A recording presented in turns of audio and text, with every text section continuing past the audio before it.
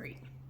Hello, you bright and smiley faces. Mark with Ohana Garage Doors. Today we're going to go over how to do your own preventative maintenance and or / tune-up, kind of an at-home version of it.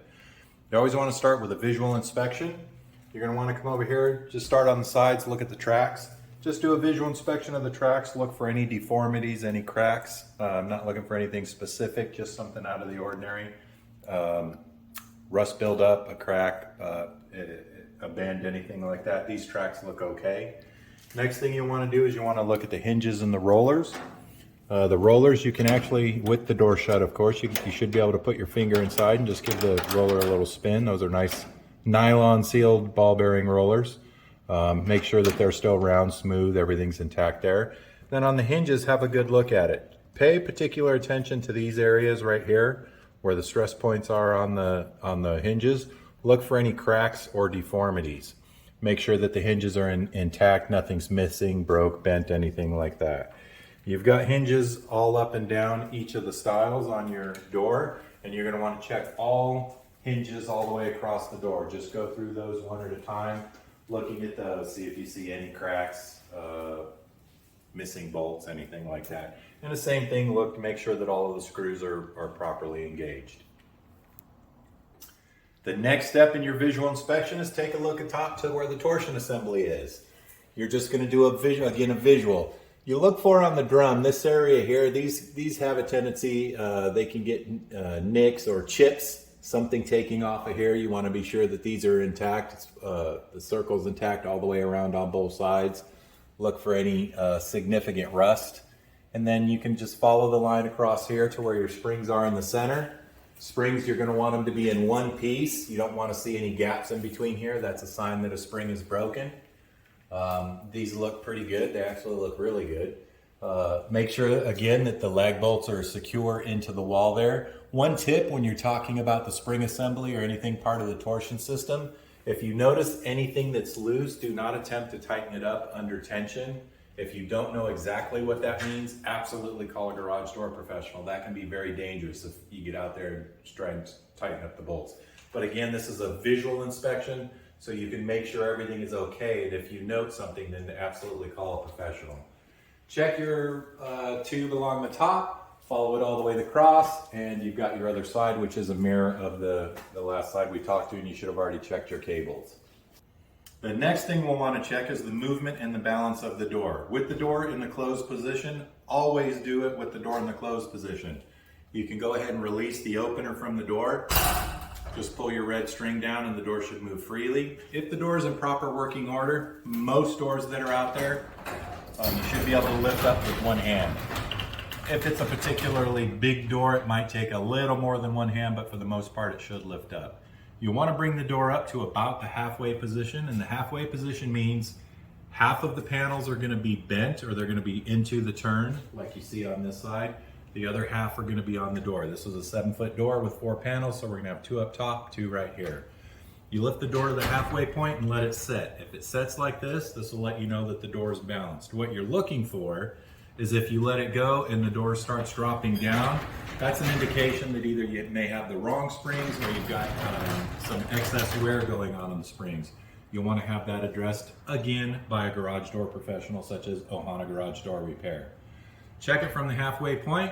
Everything looks good from here. Lift it all the way to the top of the opening and let it go. You want it to sit by itself at the top of the opening. What you do not want to let it do is let the thing start falling and dropping down like this. That again will let you know that you have an issue with the number of springs. A quick note on this door that we're going through. This door doesn't sit quite as high as it should.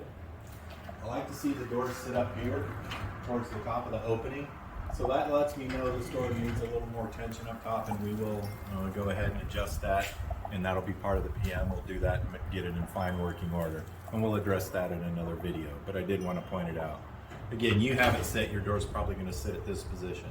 You always want to let it sit at least, my recommendation is let it sit above the top of the verticals. This break right here between the straight and the bent track, this is where you want it to sit above this point.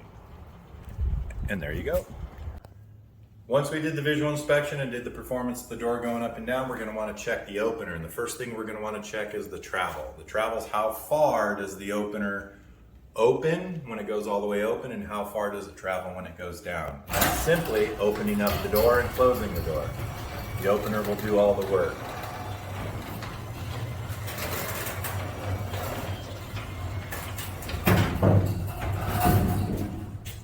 So we're checking the travel. The travel is going to sit for us. We like it. This particular door likes to sit right at the bottom of the threshold. This is a good point for it. If for some reason, let's say you had they ended up getting a high profile vehicle, they wanted a little extra room, we could change the adjustment inside the opener. We can increase this so it can sit a little higher or a little lower. It depends on personal preference.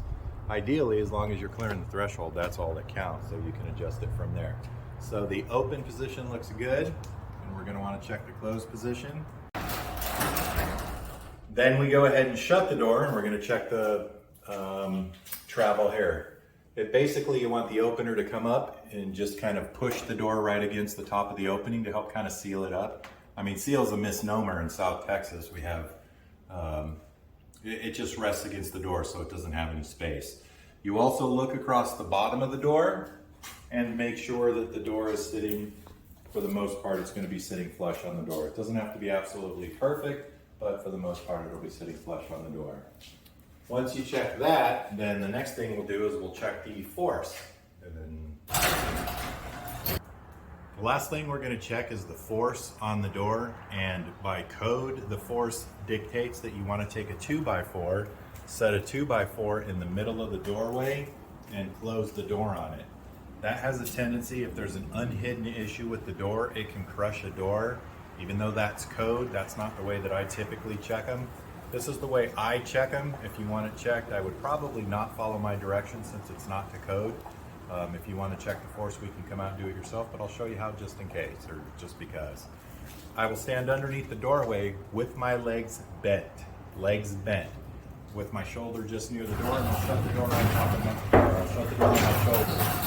It hits my shoulder, does a little bit of a dip, and the door goes back up. That lets me know that the opener is working just fine.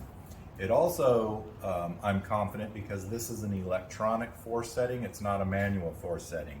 If you know what that means, it's okay to do that on an electronic setting. If you don't know what that means, or it's a manual force setting, absolutely have a professional out to check that for you. And that should wrap up the movement portion of it. Next, let's go ahead and spray the door down and we should be good. The last thing we're going to do is spray the door down. We use a product called National 400. It's a petroleum lubricant. It's Old Faithful. They make different kinds. They make silicone, petroleum, lithium. There's some mineral oil, some other stuff. I like this stuff because it goes in, it lubricates the door. It doesn't attract a whole lot of dirt and stuff other products do. But when it comes right down to lubricant, it's going to be like Ford or Chevy. You know, you're never going to convince a Ford driver to drive a Chevy and vice versa. This is the good stuff. Can't change my opinion, see?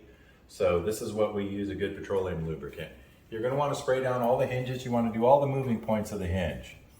You don't even have to do anything too crazy about it. You just give it a couple of little squirts and you'll hit each one of the hinges. You'll hit these all the way across, all the moving points. Remember, you'll have multiple hinges on your door depending on what the size of it is. After you do that, you're going to want to hit the spring. You don't have to do a tremendous amount to the spring, just give it a little bit of a spritz. These are oil tempered springs. They really don't even need a whole lot of maintenance to it. Oil tempered is going to be the black springs up here. I still like putting a little bit of lubrication on there anyways, just because. So you'll spray your springs down. Come on over to the side. These are nylon rollers, so you don't want to spray the tracks for these. I'm sorry, you don't want to spray the tracks or the rollers for these. You want these to stick and turn. If you have plastic rollers or you have the jankety old metal rollers, you definitely are going to want to spray inside the track. You're going to want to spray from down here, do a constant stream, spray it all the way up to the top, follow it through the turn, and come all the way back to about a foot from the end. And you spray it on the top, let the oil run down, or whatever your lubricant is, you let it run down. That you will only do for metal or plastic rollers. And at that point, you should be pretty good. Your door should be a little quieter, It'll work a little bit smoother. And if you have any questions or discover any issues during your inspection, absolutely, please call a professional, specifically Ohana Garage Door Repair, and thank you for your time.